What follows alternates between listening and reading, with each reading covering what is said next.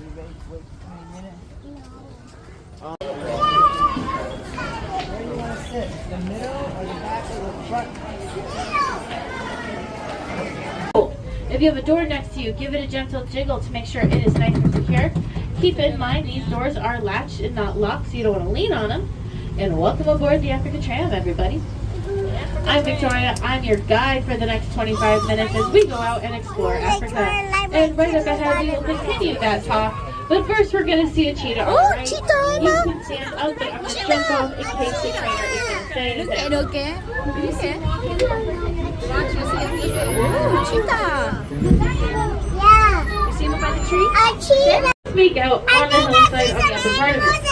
The tops and gazelles, with the one impala hiding among them, are the ones who are avoiding cheetahs, and they even have the racing strength to prove it. All of the other animals are outside a different weight class. So the roan antelope here lounging by the stream, the fringe-eared oryx in the shade with the cheetahs don't bother them. And if you don't have the big size of defense, and you're a little more vulnerable, like our greater flamingos, you're going to have a ton of you around, because that improves your odds greatly.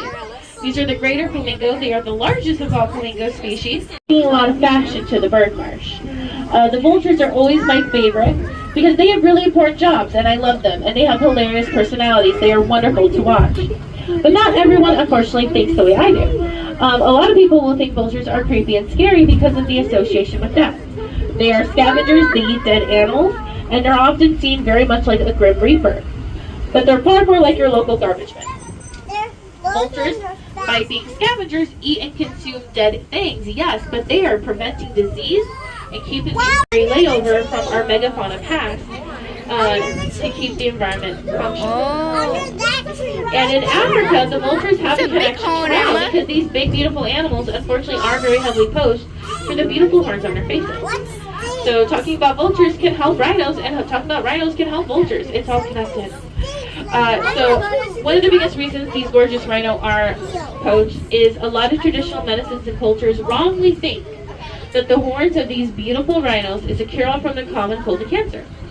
One of the most important things you can do about these animals is to share about them, everything you can. Rhino horns is really pretty on the rhinos, and seeing them in person is genuinely magical, but a rhino horn is no better a medicinal cure than chewing your hair. It's the same exact thing. And while these animals are all very unique and distinct, so we can also help turn that around by appreciating what they do and striving to keep them in those wild spaces. And part of that is understanding the jobs they take on. Like our Maasai giraffe being one of the most important animals of the African savanna to make it function and run, all because they can of how giraffe affect their home, just like they do in the wild.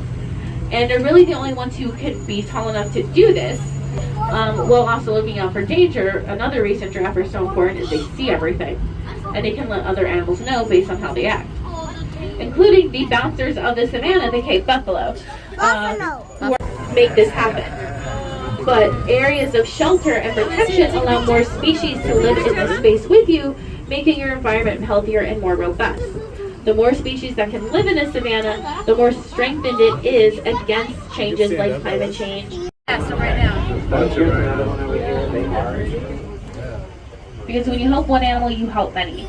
And if you can hype up the rhino and might want to keep them whole and protected against poaching and the killing of them for their rhino horns, that's going to help giraffe, that's going to help vultures, that's again going to help a lot of other animals dealing with the same issues.